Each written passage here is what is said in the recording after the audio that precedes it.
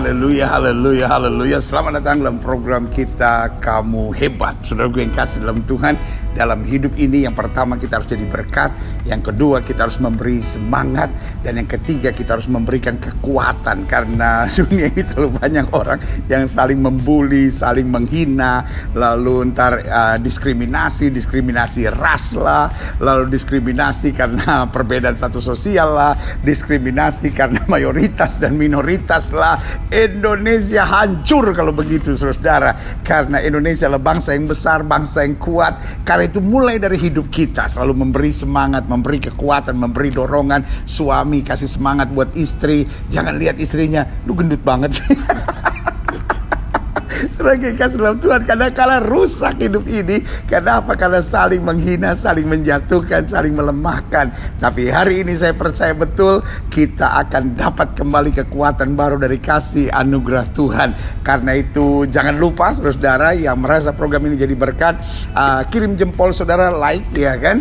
Lalu kemudian share. Ini yang paling penting ke WhatsApp grup saudara, kepada grup-grup Telegram saudara, lalu kepada grup-grup lain ya kan, dan juga di media-media sosial saudara sekalian. Haleluya. Dan juga kalau ada lonceng bunyikan, tanda itu daftar hadir saudara. Dan yang belum subscribe boleh subscribe, sehingga saudara bagian dari komunitas Kamu Hebat, tempat di mana orang-orang mengasihi Tuhan, mengasihi jiwa-jiwa, dan percaya bahwa dalam Yesus kita lebih daripada orang-orang yang menang. Haleluya. Nah, hari ini kita ada program yang very special, karena bersama dengan saya ada seorang hamba Tuhan yang hebat, seorang yang mantap. Maksudnya muda udah lewat, tua tapi belum.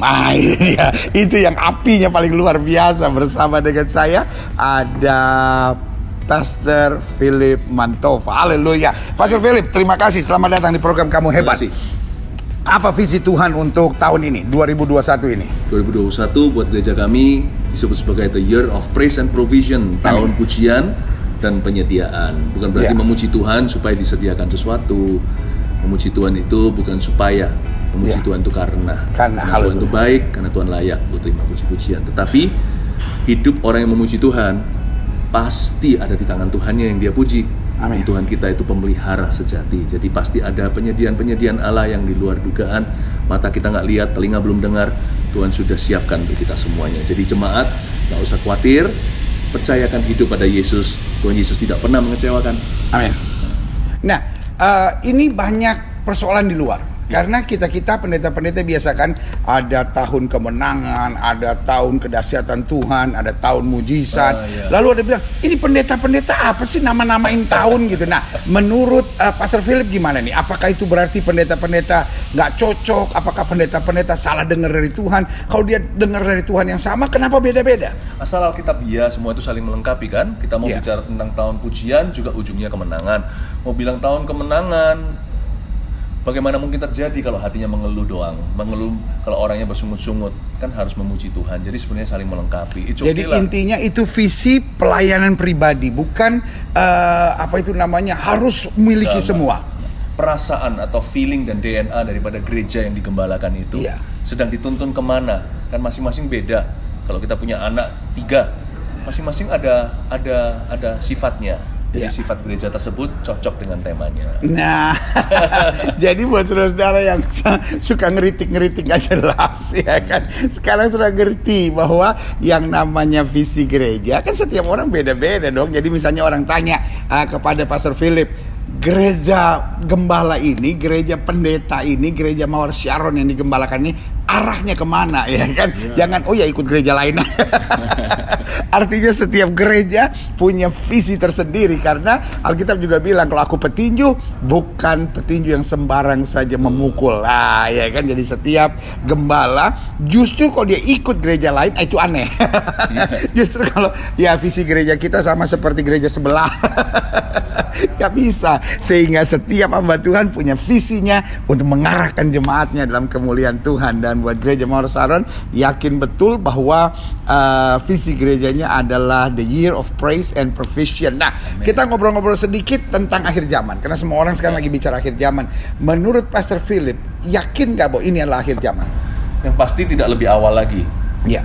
Hari sudah tidak dini. Artinya Tuhan berkata Tuhan akan datang di waktu yang tidak kita duga. Ya. Meskipun kita jangan sekali-kali mencoba untuk memprediksi waktu, hari, bulan, dan tahunnya. Ya. Karena Yesus sendiri merendahkan hati dan berkata hanya Bapa yang tahu. Meskipun Yesus Maha Tahu aja nggak so tahu. Ya. Ya. Jadi karena itu kita harus tahu diri. Ya. Yang pasti dengan kejadian-kejadian yang ada hari demi hari, nggak usah kejadian pun, nggak ada terjadi sesuatu apapun, hari semakin malam.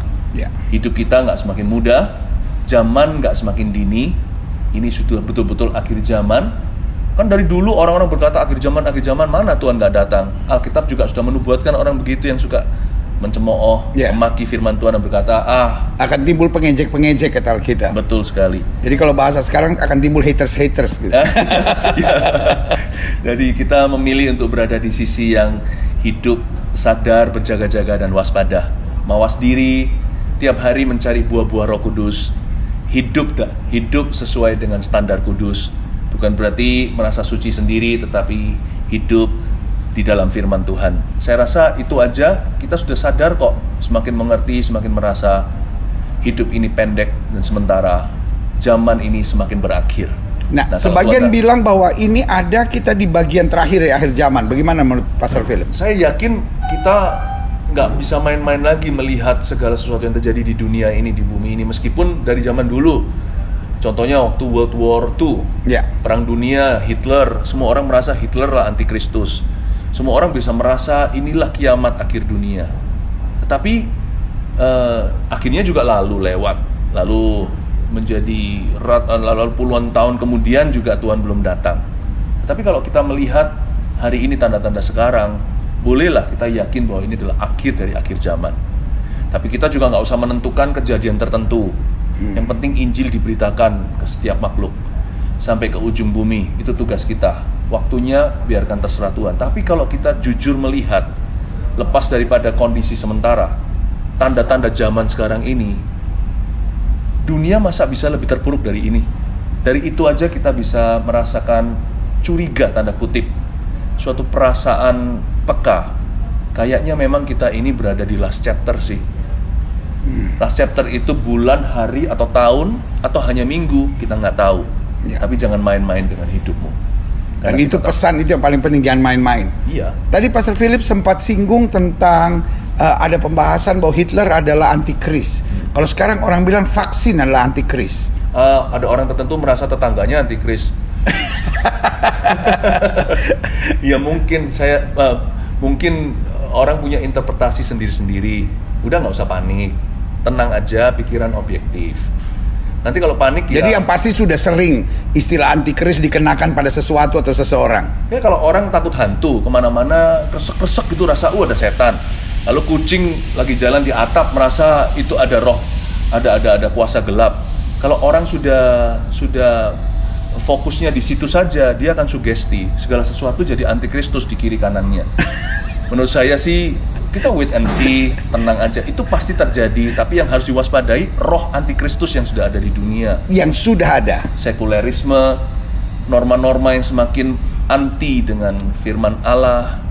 Lebih susah jadi orang benar di dunia daripada orang kacau. Iya, zaman sekarang mau jadi orang konservatif atau orang yang konvensional secara pernikahan aja dikecam banyak orang, berwawasan sempit. Untuk jadi orang jahat butuh 5 menit, tapi untuk jadi orang baik belum tentu 5 tahun cukup. Betul. Tapi ngomong-ngomong suara hantu, orang-orang sekarang lebih takut sama suara batuk daripada suara hantu. Karena orang sekarang kalau dengar batuk langsung darah Yesus. Dan repotnya para pendeta kebanyakan punya penyakit batuk. Terus saudara kenapa? Kebanyakan ngomong. Apalagi kalau hari Senin.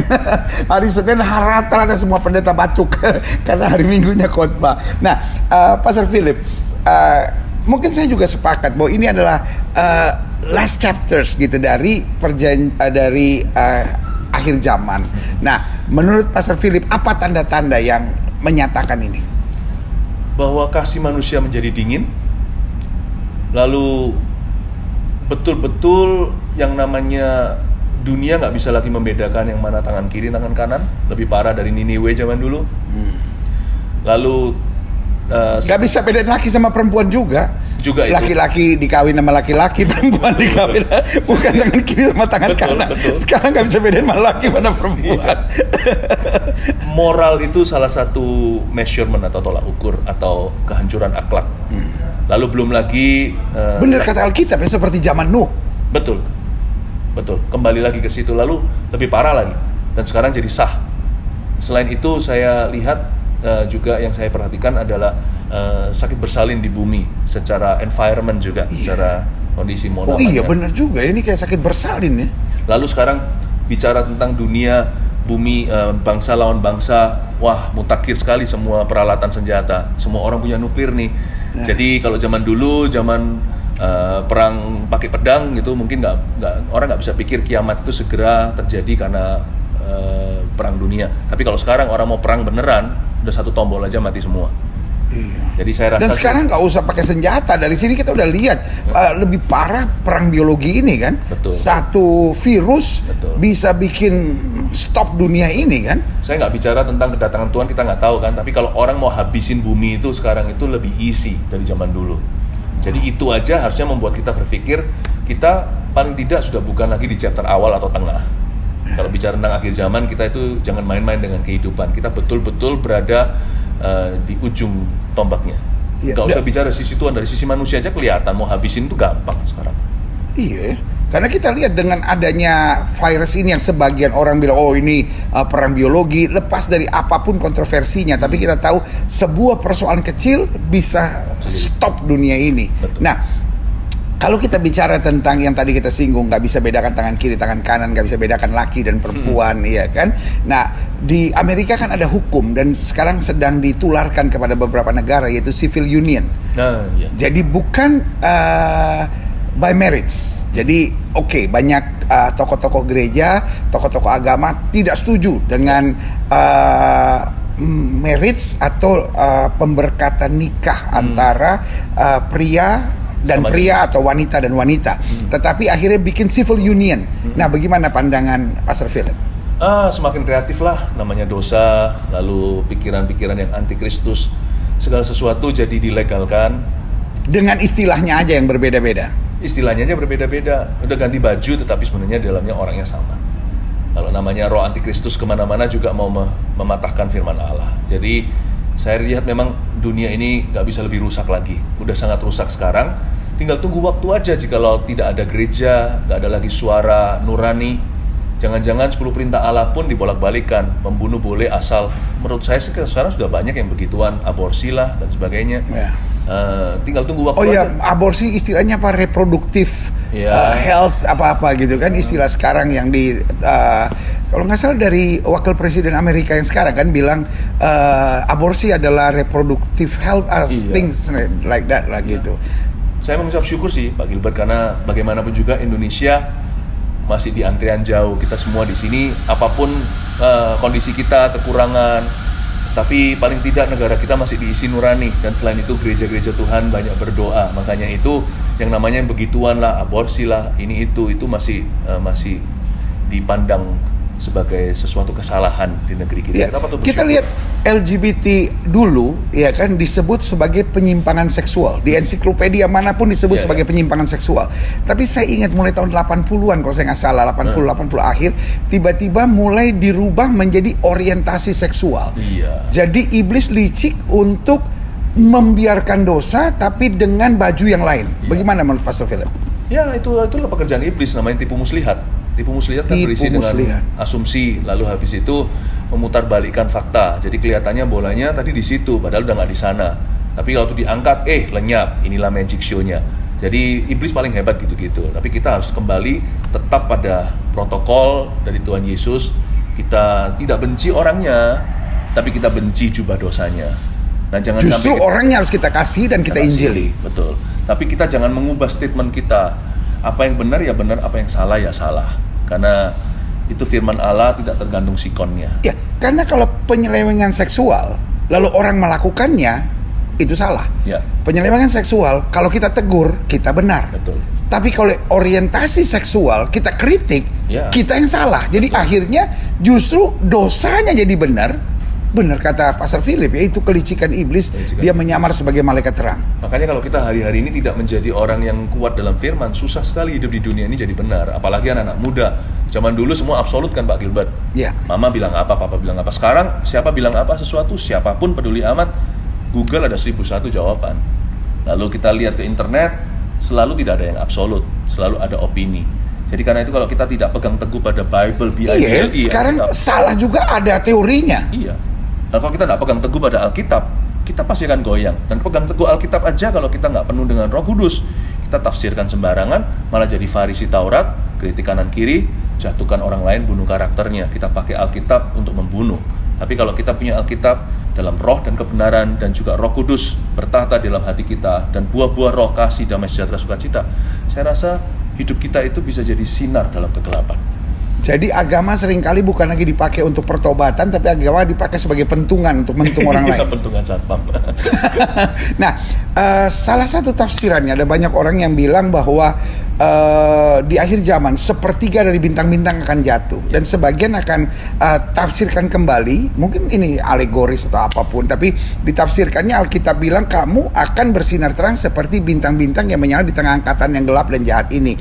Sehingga sebagian menafsirkannya bahwa di akhir zaman ini akan ada banyak hamba-hamba Tuhan yang jatuh. Bagaimana menurut Pastor Philip? Ya, selalu ada orang-orang yang jatuh, tapi kita tinggal pilih aja kita mau mengikuti jejak mereka atau jejak mereka yang nggak jatuh. Karena sebanyak orang yang jatuh, banyak juga yang nggak jatuh kok. Sepertiga jatuh, 2/3 masih nggak jatuh. Makanya kita mau tinggal lihat lubang donatnya atau donatnya yang kita makan.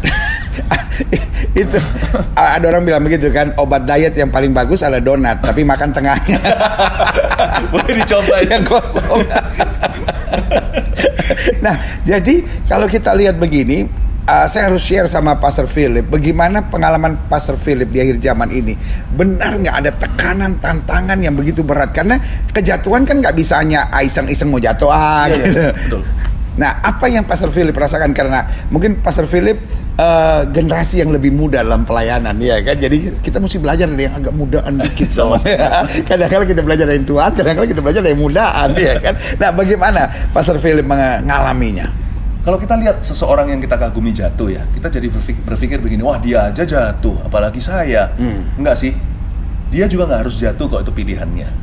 Jadi jatuh adalah pilihan. Jatuh adalah pilihan. Jadi sekalipun kalau seorang yang diurapi Tuhan, dipakai Tuhan, dewasa iman, lu kok jatuh, kok berakhir begitu? Tidak ada orang kebal. Ya, jangan trauma dengan kedewasaannya atau urapannya. Bukan itu yang membuat dia jatuh.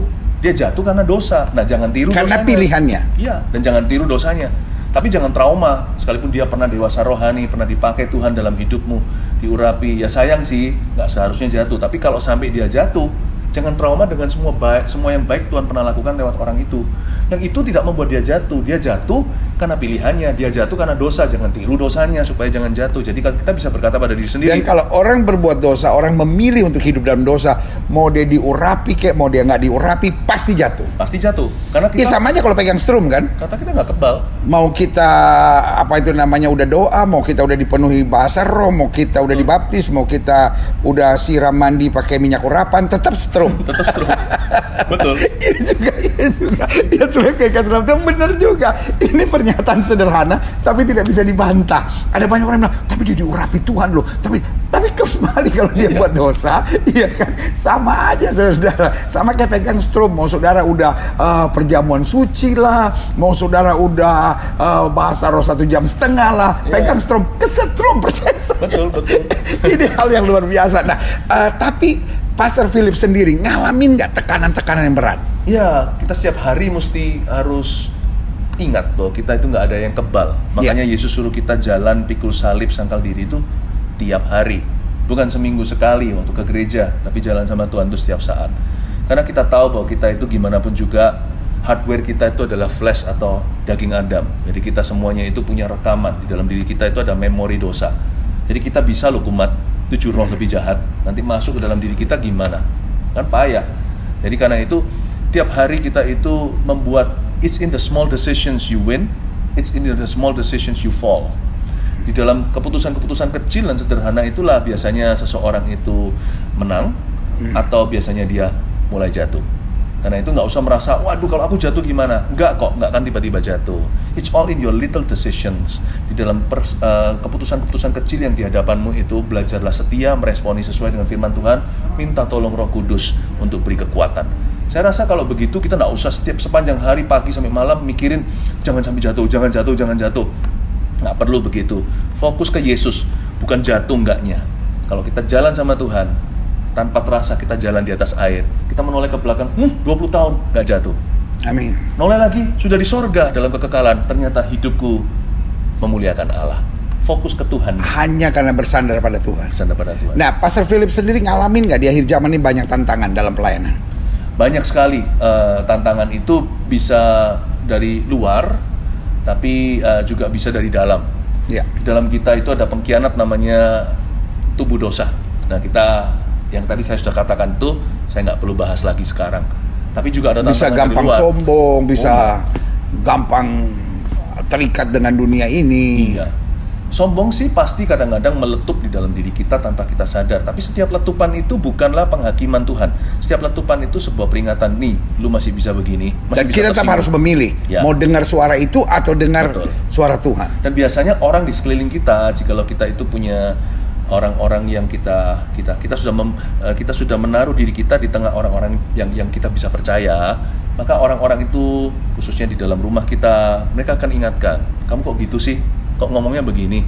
Nah, pada saat peringatan awal itulah cepatlah kita. Tapi banyak orang kalau udah semakin naik kan udah nggak bisa diperingati. Tapi dia sampai di taraf tidak bisa diperingatkan itu pasti juga melalui suatu perjalanan panjang dulu. Dia mengeraskan hati setiap levelnya. Makanya in your small decisions, dalam keputusan kecil itu kita bisa terus rendah hati. Gak ada orang bisa rendah hati itu begini terus sempurna. Ada waktunya ada letupan-letupan kesombongan, lalu dia sadar, dia bertobat lagi dan berkata, oh Rem Tuhan, harus pakem. iya, aku kok masih bisa begini. Dan salah satu senjata ampuh adalah minta orang lain doakan. Itu langsung membunuh banyak kesombongan. Jadi kalau Loh, tapi banyak orang ketika dia sukses, dia dikelilingi oleh penjilat dan tukang cari muka. nah itu salahnya dia. Disitulah dia memang sudah merancangkan mendekorasi kejatuhannya. Menurut saya sih, kita pada waktu kita masih pumpung rendah hati, kelilingi diri dengan orang-orang yang jujur dalam hidupmu. Bukan sempurna, mereka sendiri juga masih dibentuk Tuhan, tapi orang-orang yang objektif dalam hidup Anda. Jangan kelilingin dirimu dengan yes man, terutama dalam pernikahan yang sudah menikah. Jangan jadi Anania Safira, kompak untuk perkara salah. Berdoa tiap hari waktu mesbah keluarga. Jadikan kami suami istri kompak dalam perkara Tuhan.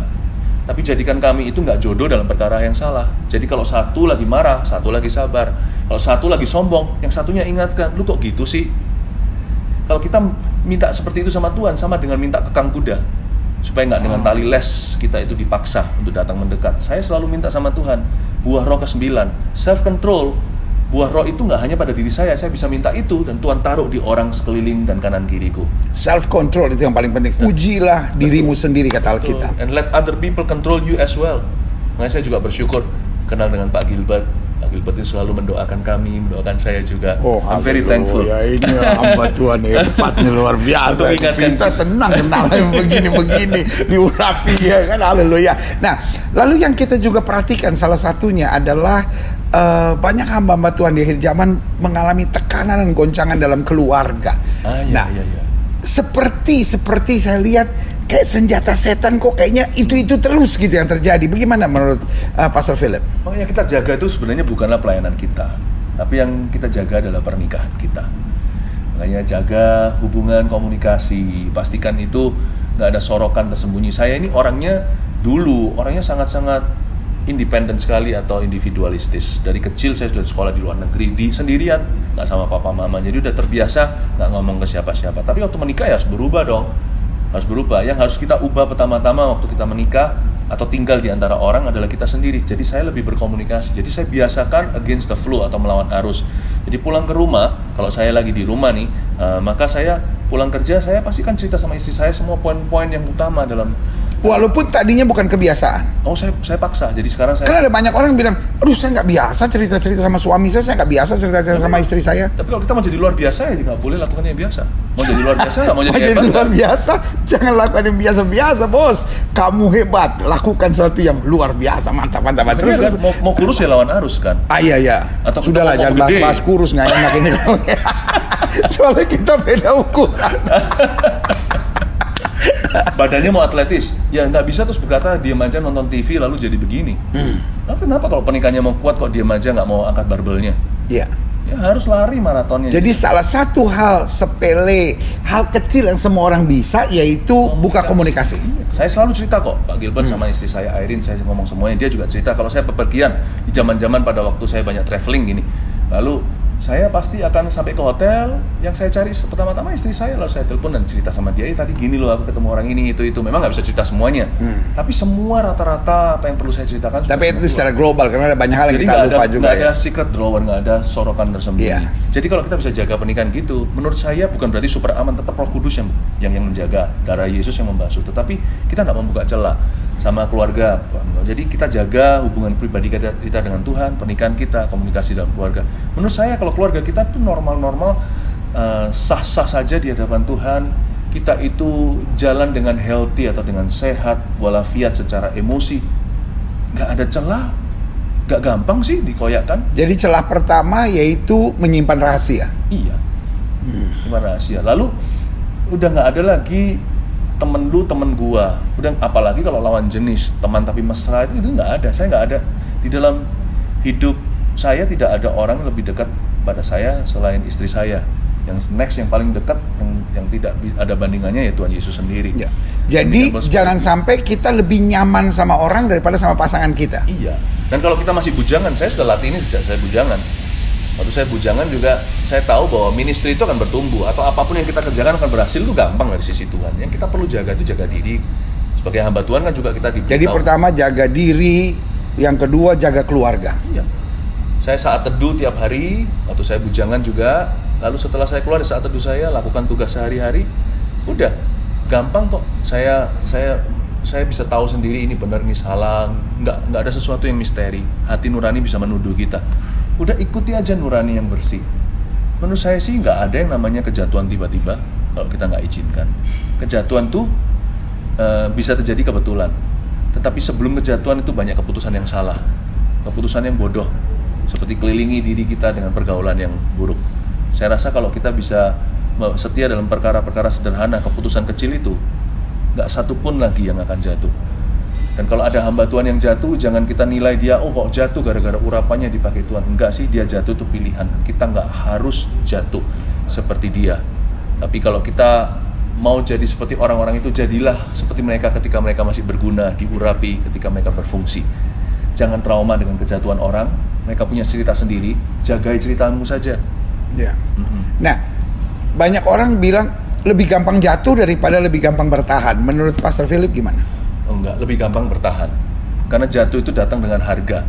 Dan jatuh nggak tiba-tiba. Enggak. Kalau kita jatuh, itu jatuhnya gampang, tapi kejatuhan itu sendiri susah. Konsekuensi yang harus terjadi, konsekuensi yang harus ditanggung setelah itu. Jadi kita sebetulnya udah tahu kita mau jatuh ya, karena saya pikir-pikir benar juga seperti yang Pastor Philip tadi bilang, ya kan, jatuh itu ada tanda-tandanya, ada awal-awalnya. Jadi saya ingat-ingat waktu dulu kecil-kecil kita kan suka main apa tuh jet coaster, Ah, iya. ya kan? Kan sebelum kita jatuh kan mesti naik dulu kan, Baru. sebetulnya kita udah berasa nih, ini sebentar lagi mau jatuh nih, tiba-tiba gelek. Dan waktu dia jatuh udah nggak bisa direm lagi. Nah, tadi seperti Pastor Philip bilang, mulainya dari ada banyak rahasia, lalu mulai nggak terbuka, lalu mulai nyaman dengan orang lain, lalu kita dikelilingi dengan pergaulan yang keliru, dan itu akan membuat otomatis jatuh. Ya, kalau bujangan mungkin mulai kelihatan dia mulai menjauh dari teman-teman gereja, dan dia mulai punya hobi-hobi yang menurut saya menjauhkan dia dari Tuhan. Mulai bolong-bolong saat teduhnya, jadi nggak mungkin terus tiba-tiba jatuh. Tapi turun dulu pertahanannya. Setiap kita harus paham signal-signal hidup sendiri. Dan nggak pernah ada orang yang jatuh tiba-tiba dia sudah kerasa. Iya, jadi kayak Alkitab bilang ya, pasanglah rambu jalan baik-baik. Betul. Luar biasa. Nah, sekarang karena memang ada banyak goncangan di dalam keluarga. Ya. Sebagai pesan terakhir, apa pesan terakhir Pastor Philip dari program ini untuk bagaimana keluarga-keluarga menjaga masing-masing keluarganya? Kan banyak orang bilang, yo rumah tangga saya bisa bahagia kalau suami saya bertobat, rumah tangga saya bisa bahagia kalau istri saya berubah, rumah tangga saya bisa bahagia ya kalau mama dan papa saya akhirnya nggak ikut campur lagi gitu. Nah, bagaimana menurut Pastor Philip? Sederhana aja, sebagai keluarga jangan tunggu yang lain dulu. Sifat tunggu-menunggu itu tidak berujung apa-apa. Siapa yang sadar, mulai dulu yang menyadari. Dan bagian kita sederhana. Kalau sekarang yang sadar dulu adalah istri. Istri apa bagiannya? Tuhan udah bicara dengan jelas. Bahkan ditambah.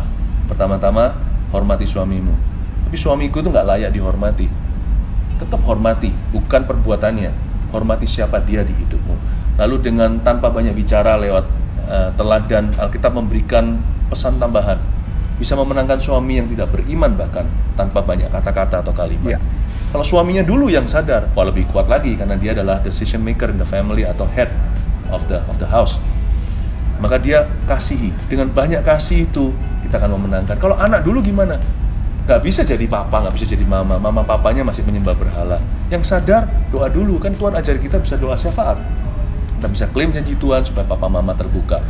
Dan khusus bagi Anda, selain doa, keluar dari kamar doa Anda, just jadilah anak, hanya jadilah anak aja. Hormati orang tuamu. Ya, hormati mereka sekalipun mereka ada keputusan yang salah. You ought to honor them. Honor, tetap harus menghormati mereka. Nanti lewat honor itu Tuhan pakai. Lalu nanti mereka akan berubah dan mereka berkata, kok bisa begini ya anak kita. Tuhan bisa pakai apa saja. Siapa yang sadar, yang mulai dulu. Dan lakukan bagianmu sesuai firman. Ada kuasa dalam firman doa. Waktu kita lakukan firman, Tuhan beserta. Keluarga itu dimulai. Hopefully semoga mulai dari papa dulu. Amen. Seperti Yosua katakan, aku dan seisi keluarga aku melayani Tuhan. Tapi kalau nggak ada papa, mama pun jadi. Kalau papa mama juga masih belum mau, anak-anak pun bisa dipakai Tuhan. Gideon itu yang memutarbalikkan seluruh tradisi family-nya. Pokoknya siapa sadar dulu, dia jadi domba atau korban hidup Tuhan. Dan percaya ada kuasa dalam ketaatan. Jadi janji satu orang bertobat, seluruh rumah tangga diselamatkan bukan hanya untuk suami, bukan hanya untuk istri, tapi satu orang, siapapun dia. Ya, salah satu siapapun itu. Wow, luar biasa. Saudara yang kasih dalam Tuhan, hari ini perbincangan yang sangat luar biasa bersama dengan hambanya, seorang hamba Tuhan yang jadi berkat di mana-mana, Pastor Philip Mantova. Kita sudah bicara tentang akhir zaman, kita sudah bicara tentang antikris, kita juga sudah bicara tentang rumah tangga, kita juga bicara tentang kejatuhan. Tetapi hari ini kesimpulan kita sederhana. Yang pertama, kita harus siap, ya kan, menghadapi segalanya. Yang kedua, kita harus sadar. Dan yang ketiga, kita belajar hal yang juga sangat indah. Jatuh itu lebih susah daripada bertahan. Jadi karena itu, ambil keputusan untuk tetap bertahan, ambil keputusan untuk setia, ambil keputusan untuk menjadikan Yesus segala-galanya dalam hidup kita. Karena hanya dekat Tuhan saja jiwa kita tenang. Saudara gue yang kasih dalam Tuhan, saya Gilbert Lumoindong bersama dengan Pastor Philip Mantova mengingatkan buat siap saudara sekalian, kamu hebat. Sampai berjumpa program berikut. Haleluya.